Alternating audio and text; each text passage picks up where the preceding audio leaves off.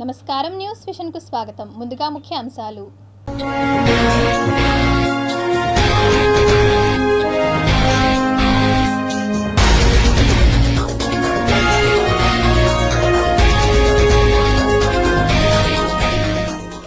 ఇజ్రాయెల్పై Iran బాంబుల మోత, వందలాది క్షిపణుల ప్రయోగం, సీరియస్గా స్పందించిన అమెరికా, భారత్. మణిపూర్లో మరోసారి చెలరేగిన హింస, కుకీ మోతీ ఇరు గ్రూపుల మధ్య కాల్పులు, 2 మృతి. ఏపీ ముఖ్యమంత్రి జగన్పై దాడి, సీరియస్గా స్పందించిన ఈసీఐ, ఇన్వెస్టిగేషన్ స్టార్ట్ చేసిన పోలీసులు. ఎన్నికల కోడ్ ఎఫెక్ట్, కాణిపాకంలో ఉగాదికి ఓకే, తమిళ న్యూ ఇయర్ వేడుకలకు no, Chandanotsavam cut, EO over action. ఘనంగా డాక్టర్ బిఆర్ అంబేద్కర్ 134వ జయంతి వేడుకలు, మహనీయుని స్ఫూర్తిని కొనియాడిన మేధావులు. పవన్ కళ్యాణ్, చంద్రబాబులపై సంచలన వ్యాఖ్యలు చేసిన టీటీడీ చైర్మన్, ఎమ్మెల్యే. జగన్పై దాడి, కుట్రకు వీరే కారకులన్న భూమన కరుణాకర్ రెడ్డి.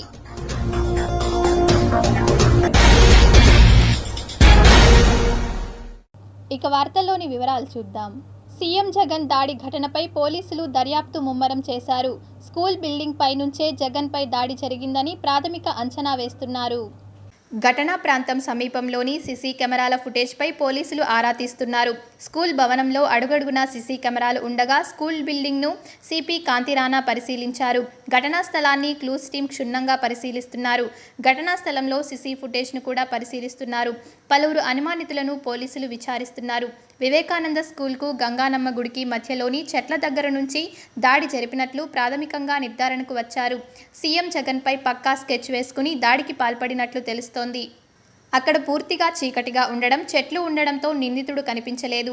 దాడికి పాల్పడి అక్కడి నుంచి ఈజీగా ఎస్కేప్ కావచ్చని ఈ ప్రాంతాన్ని ఎంచుకున్నాడు.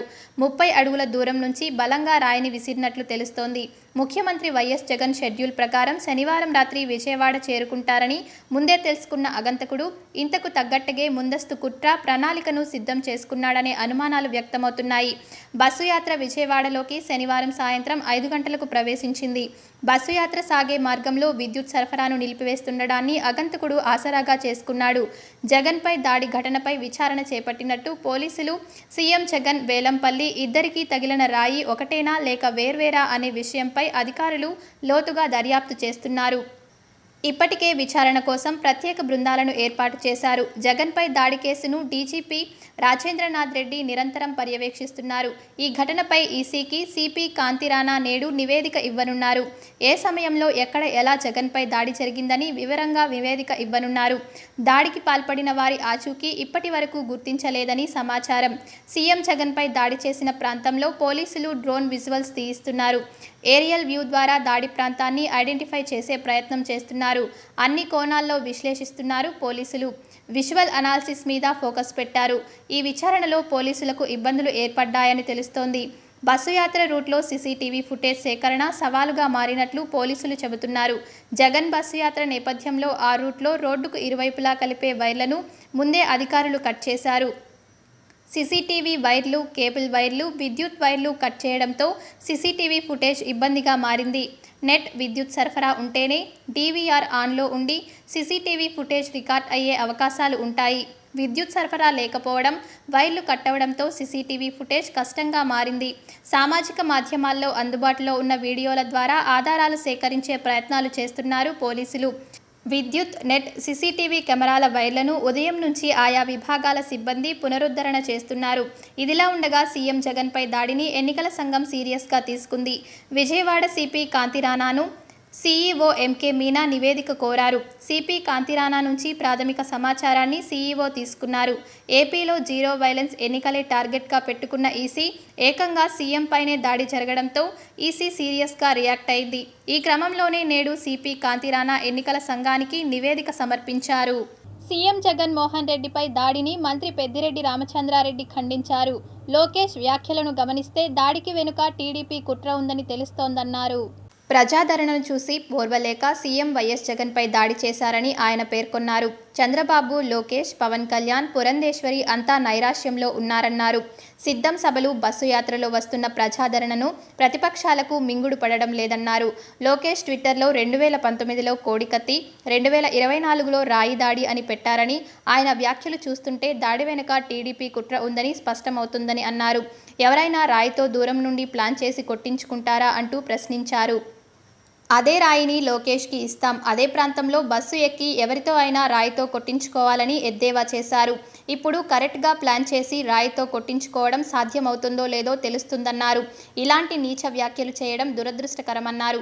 గతంలో పాదయాత్రకు గుంటూరు దాటితే ఆదరణ కరువవుతోందని అన్నారన్నారు. కృష్ణా జిల్లా ఇన్ఛార్జిగా ఆ ప్రాంతంలో పాదయాత్ర విజయవంతం చేశామన్నారు. మళ్లీ నేడు బస్సు యాత్రకు అదే స్థాయిలో స్పందన రావడంతో ఈ కుట్రకు తెరలేపారని మంత్రి పెద్దిరెడ్డి రామచంద్రారెడ్డి పేర్కొన్నారు. మొదటి నుంచి మనం గమనిస్తూ ఉన్నాం. చంద్రబాబు నాయుడు కానీ, లోకేష్ కానీ, పవన్ కళ్యాణ్ కానీ, ఈ మధ్య పురంధేశ్వరి కానీ, వీళ్ళు నలుగురు కూడా చాలా ఘాటుగా విమర్శించడం, అసభ్య పదజాలం వాడడం, నైరాస్యంతో మాట్లాడినట్లే కనపడుతుంది. దానికి తోడు ఈ సిద్ధం సభలు విజయవంతం కావడం, ఆ తర్వాత ఈ బస్సు యాత్ర సభలని కూడా విజయవంతం కావడం, ఈ ఓర్వలేని తనం ఎక్కువగా ఈ రాజకీయ పార్టీలు ఏదైతే కూటమిగా ఏర్పడినాయో వాళ్ళలో కనపడుతూ ఉంది. మొదటి నుంచి కూడా మేము కొద్దిగా జాగ్రత్తలు తీసుకుంటూ ఉన్నాము జగన్మోహన్ రెడ్డి గారి విషయంలో. బస్సు యాత్రలో కానీ, అంతకుముందు సిద్ధం సభల్లో కానీ తగిన సెక్యూరిటీ జాగ్రత్తలన్నీ కూడా తీసుకున్నాం. అయినా కూడా ఇది అనుకోని సంఘటన. మరి వారు ఇది కుట్రపూరితంగా చేశారని నేను భావిస్తాను. జగనన్నకు ప్రజలే రక్షకులుగా నిలవండన్నారు తిరుపతి ఎమ్మెల్యే భూమన కరుణాకర్ రెడ్డి. జీవకోన వద్ద చేపట్టిన నిరసన కార్యక్రమంలో ప్రజలను ఉద్దేశించి ఎమ్మెల్యే ప్రసంగించారు. విజయవాడలో రాత్రి ముఖ్యమంత్రి వైఎస్ జగన్మోహన్ రెడ్డిపై జరిగిన దాడిని ఖండిస్తూ TTD chairman Tirupati MLA Bhumana Karunakar Reddy, YSRCP MLA అభ్యర్థి భూమన అభినయ్ రెడ్డి ఆధ్వర్యంలో ఆదివారం ఉదయం స్థానిక జీవకోన వద్ద నిరసన కార్యక్రమాన్ని నిర్వహించారు. భూమన కరుణాకర్ రెడ్డి నల్ల కండువా కప్పుకొని, భూమన అభినయ్ నల్ల బ్యాడ్జి ధరించి నిరసన కార్యక్రమాన్ని చేపట్టారు.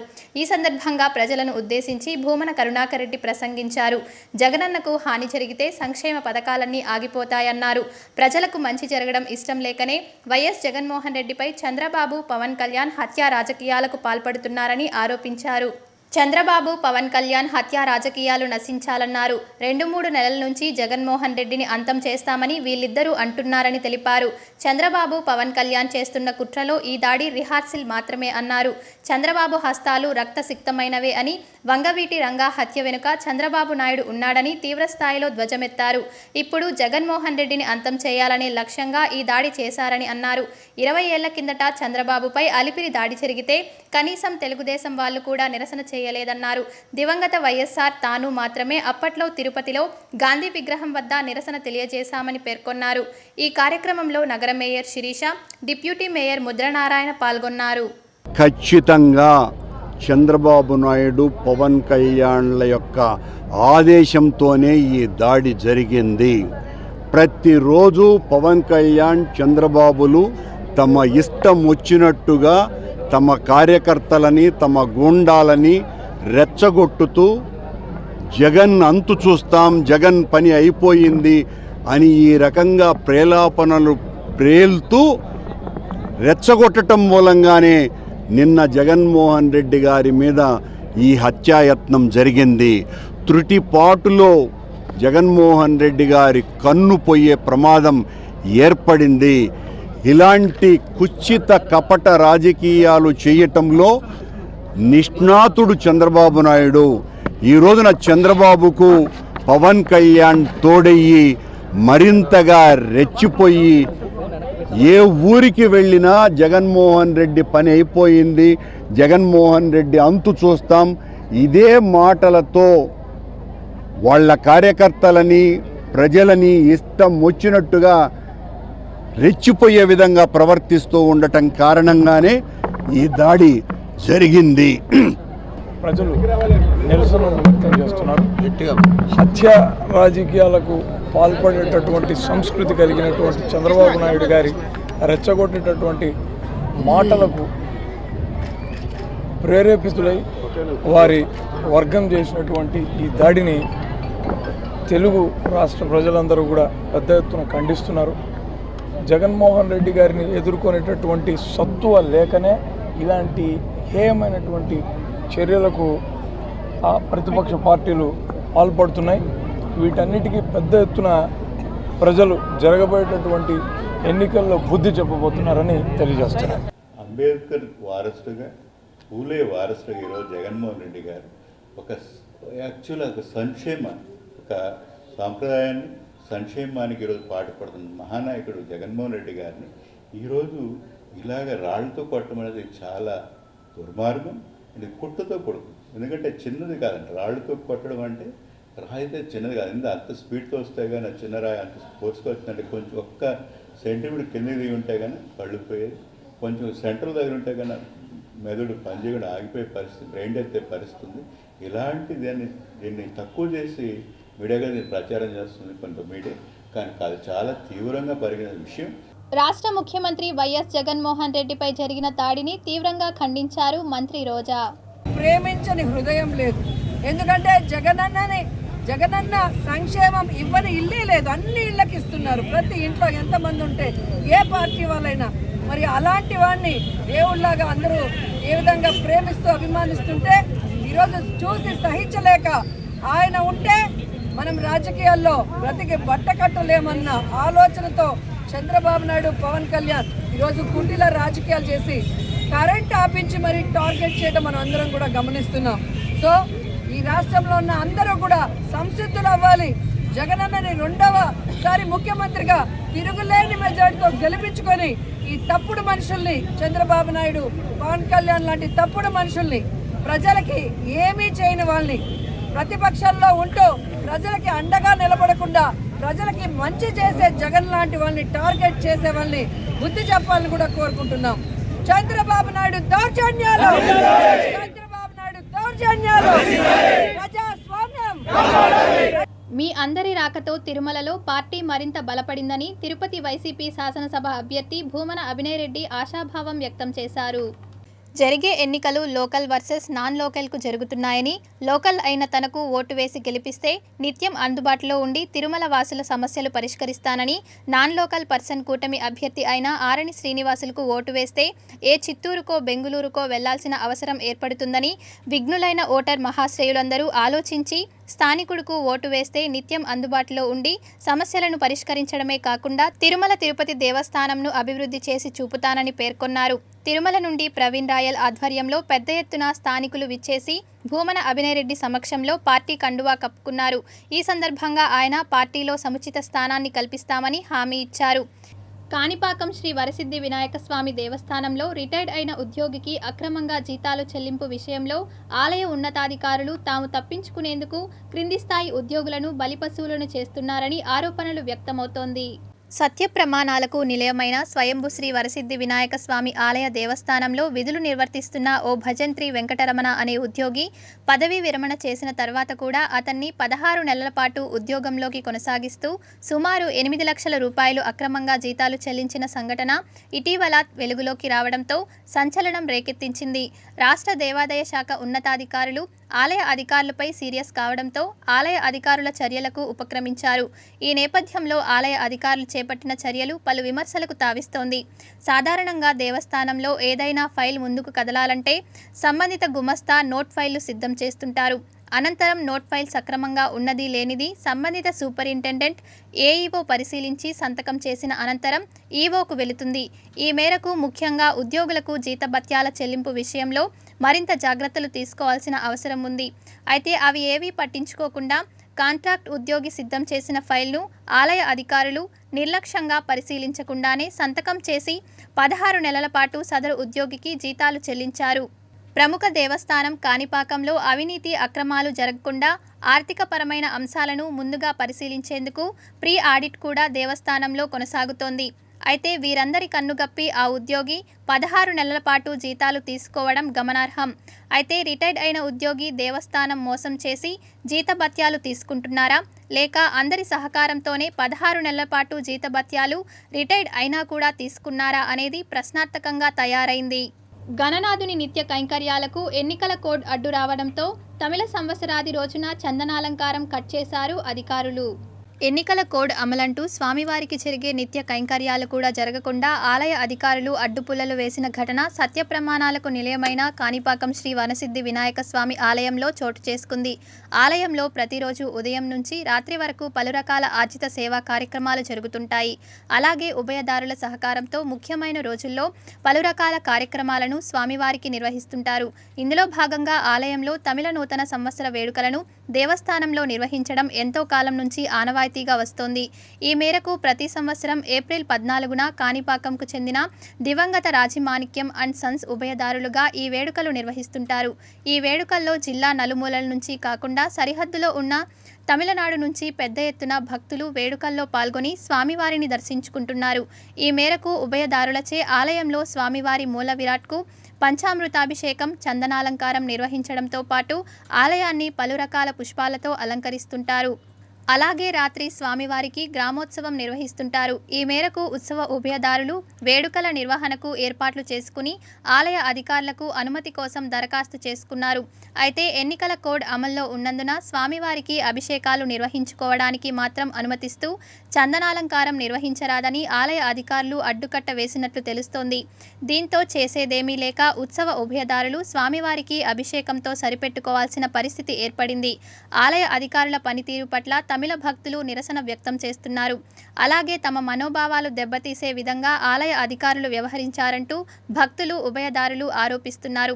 సత్య ప్రమాణాలు దేవుడిగా వెలుగొందుతున్న వినాయకుణ్ణి కూడా ఎన్నికల కోడ్ అమలు పేరుతో నిత్య కైంకర్యాలను ఉభయదారుల కార్యక్రమాలను అడ్డుకోవడం ఏంటని స్థానికులు ప్రశ్నిస్తున్నారు. ఎన్నికల కోడ్ అమల్లో ఉన్నప్పటికీ గత 4 రోజుల క్రితం జరిగిన శ్రీ క్రోధినామ సంవత్సర ఉగాది వేడుకల సందర్భంగా స్వామివారికి పట్టు వస్త్రాలను సమర్పించడానికి కొంతమందికి అనుమతి ఇచ్చినా ఆలయ అధికారులు తమకు ఎందుకు అనుమతించడం లేదో అర్థం కావడం లేదని ఉత్సవ ఉభయదారులు ఆవేదన వ్యక్తం చేస్తున్నారు. తిరుపతిలోని శ్రీ పద్మావతి చిన్నపిల్లల హృదయాలయం గుండె జబ్బుల చిన్నారులకు కేర్ ఆఫ్ అడ్రస్గా నిలుస్తోంది. పసికూనలకు పునర్జన్మను ప్రసాదిస్తోంది. నిరుపేదల పాలిట గుండె గుడిగా పూజింపబడుతోంది. టీటీడీ అందిస్తున్న విశిష్ట సేవలకు బాధిత కుటుంబాలు ప్రణవిల్లుతున్నాయి. చిన్న వయసులో హృద్రోగ సమస్యతో ఆసుపత్రిలో చేరిన నిరుపేద చిన్నారులకు శ్రీ పద్మావతి చిన్నపిల్లల హృదయాలయంలో వైద్యులు గుండె శస్త్రచికిత్సలు మార్పిడి ద్వారా పునర్జన్మను ప్రసాదిస్తున్నారు. వెలకట్టలేని గుండెను ఉచితంగా అమర్చి శబాష్ అనిపించుకుంటున్నారు. లక్షల రూపాయలు విలువ చేసే గుండె మార్పిడి శస్త్రచికిత్సను చేయించుకోలేక అనేక మంది చిన్నారులు ప్రాణాలు వదులుతున్నారు. అలాంటి వారికి పునర్జన్మనివ్వడమే లక్ష్యంగా సీఎం వైఎస్ జగన్మోహన్ రెడ్డి గొప్ప సంకల్పంతో తిరుపతిలో చిన్నపిల్లల ఆసుపత్రిని ఏర్పాటు చేయాలని భావించారు. ఆ బాధ్యతను టీటీడీకి అప్పగించారు. దీంతో చిల్డ్రన్స్ కార్డియాక్ కేర్ సెంటర్కు టీటీడీ శ్రీకారం చుట్టింది. ఈ ఆసుపత్రిని తన మానస పుత్రికగా ప్రకటించిన సీఎం వైఎస్ జగన్ 2021 సెప్టెంబర్ 11న Shri Padmavathi children's cardiac care సెంటర్ను ప్రారంభించారు. కేవలం 8 నెలల్లోనే దీన్ని అందుబాటులోకి తెచ్చారు. అంతేకాకుండా అతి కొద్ది కాలంలోనే వేల సంఖ్యలో గుండె శస్త్రచికిత్సలను ఇక్కడి వైద్యులు విజయవంతంగా పూర్తి చేస్తున్నారు. ఈ ఆసుపత్రిలో తొలిసారి గుండె మార్పిడి శస్త్రచికిత్సను కూడా చేయడంతో ఆసుపత్రి కీర్తి ఒక్కసారిగా రెపరెపలాడింది. ఇలా ఇప్పటి వరకు 13 గుండె మార్పిడి శస్త్రచికిత్సలను విజయవంతంగా నిర్వహించారు. రాష్ట్రంలోని వివిధ ప్రాంతాల్లో బ్రెయిన్ డెడ్ అయిన వ్యక్తుల గుండెలను ఆయా ఆసుపత్రుల వైద్యుల ద్వారా సేకరించి ప్రత్యేక విమానాల్లో, హెలికాప్టర్లలో రేణిగుంట విమానాశ్రయానికి తీసుకువస్తున్నారు. అక్కడి నుంచి గ్రీన్ ఛానల్ ద్వారా నిమిషాల వ్యవధిలో తిరుపతిలోని శ్రీ పద్మావతి చిన్నపిల్లల హృదయాలయానికి తీసుకువచ్చి అమరుస్తున్నారు.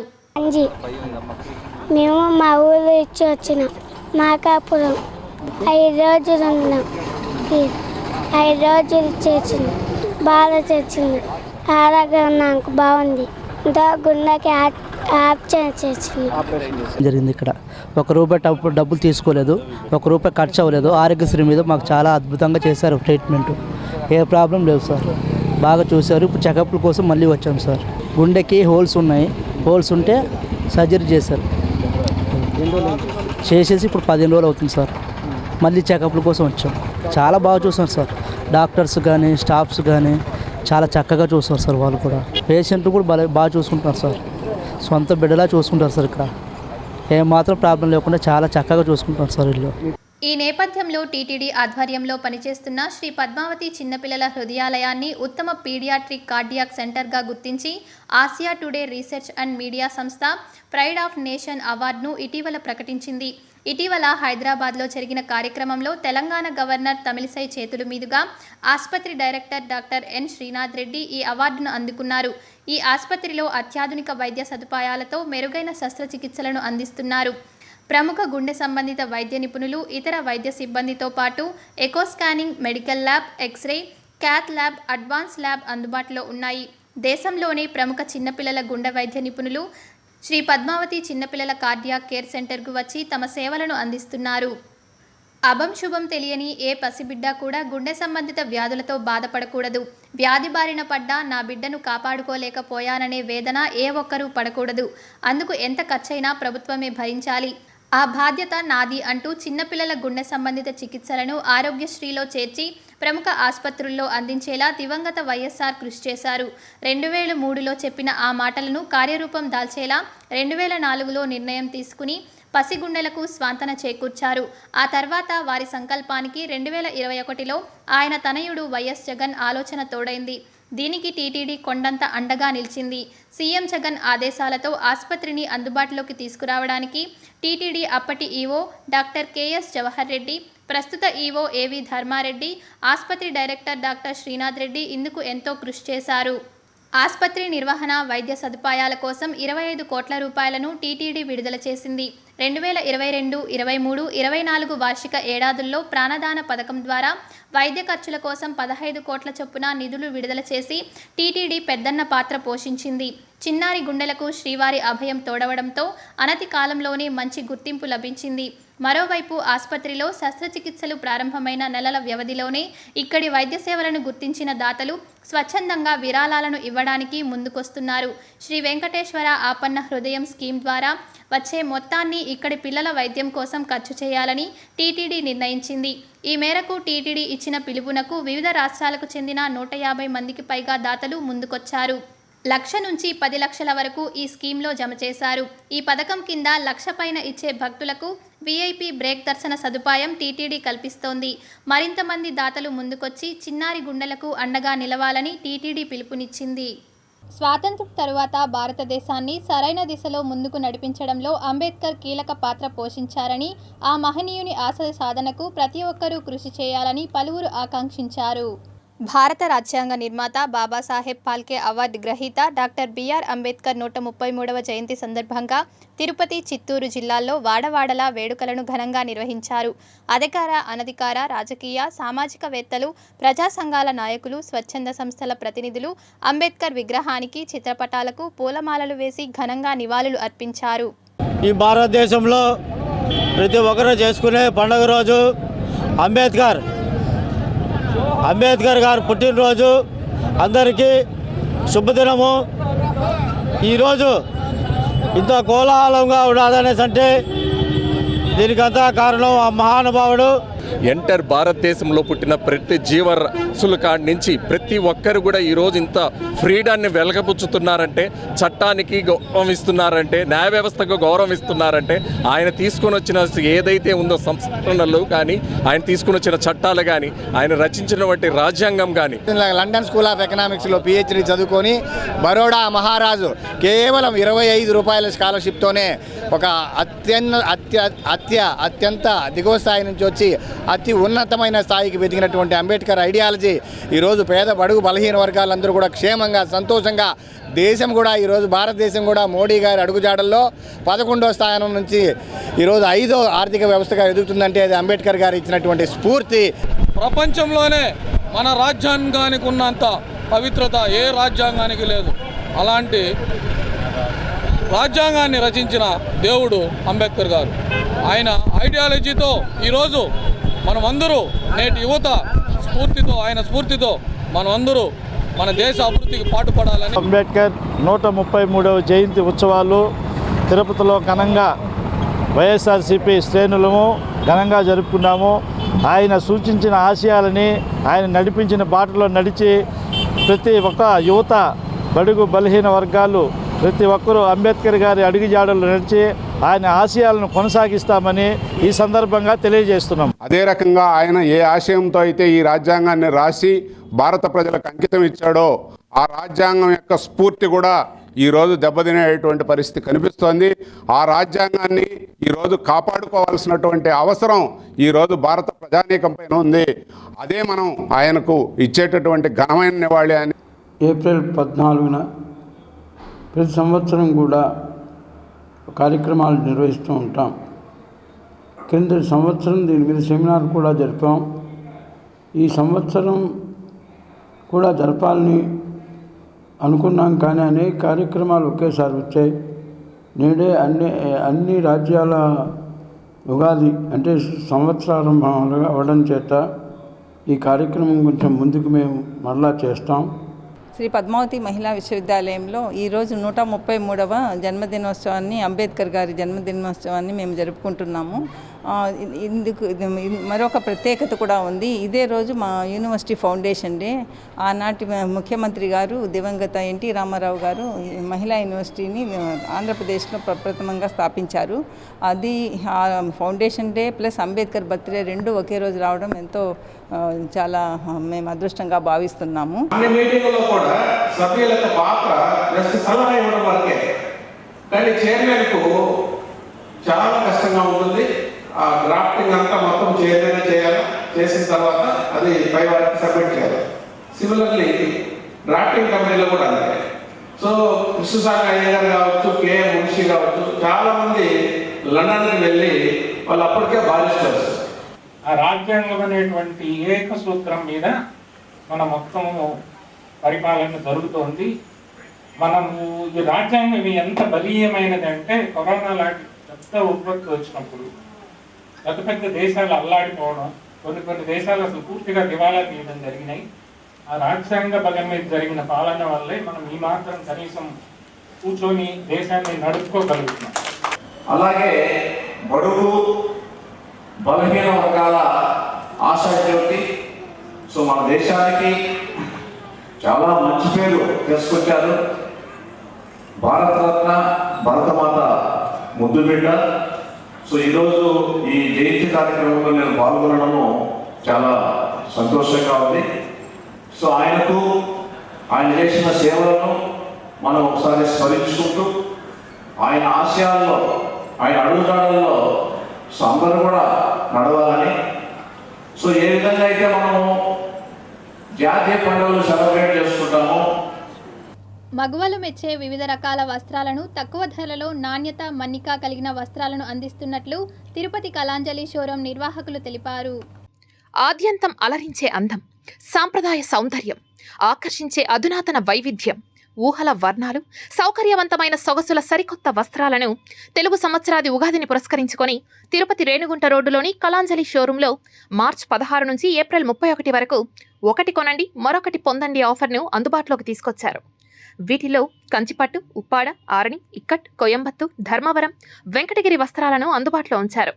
మహిళలకు సరికొత్త డిజైన్లతో వివిధ రకాల పెండ్లి పట్టు చీరలు, ఫ్యాన్సీ చీరలు, kids wear, salwar suits, dress మెటీరియల్స్తో పాటు ఎంపిక చేసిన వస్త్రాలపై ఒకటి కొంటే ఒకటి ఉచితంతో పాటు 20%, 30%, 50%, 70% వరకు వివిధ ఆఫర్లను ఏప్రిల్ 31 వరకు అందిస్తున్నట్లు షోరూం నిర్వాహకులు తెలిపారు. వార్తలు ముగించే ముందు ముఖ్యాంశాలు మరోసారి.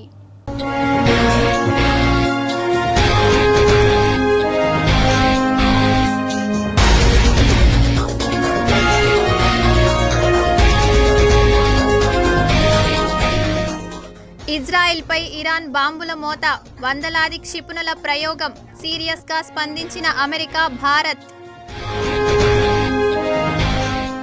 మణిపూర్లో మరోసారి చెలరేగిన హింస, కుకీ, మోతీ ఇరు గ్రూపుల మధ్య కాల్పులు, 2 మృతి. ఏపీ ముఖ్యమంత్రి జగన్పై దాడి, సీరియస్గా స్పందించిన ఈసీఐ, ఇన్వెస్టిగేషన్ స్టార్ట్ చేసిన పోలీసులు. ఎన్నికల కోడ్ ఎఫెక్ట్, కాణిపాకంలో ఉగాదికి ఓకే, తమిళ న్యూ ఇయర్ వేడుకలకు no, Chandanotsavam cut, EO over action. ఘనంగా డాక్టర్ బిఆర్ అంబేద్కర్ 134వ జయంతి వేడుకలు. మహనీయుని స్ఫూర్తిని కొనియాడిన మేధావులు. పవన్ కళ్యాణ్ చంద్రబాబులపై సంచలన వ్యాఖ్యలు చేసిన టీటీడీ చైర్మన్ ఎమ్మెల్యే. జగన్ పై దాడి కుట్రకు వీరే కారకులన్న భూమన కరుణాకర్ రెడ్డి.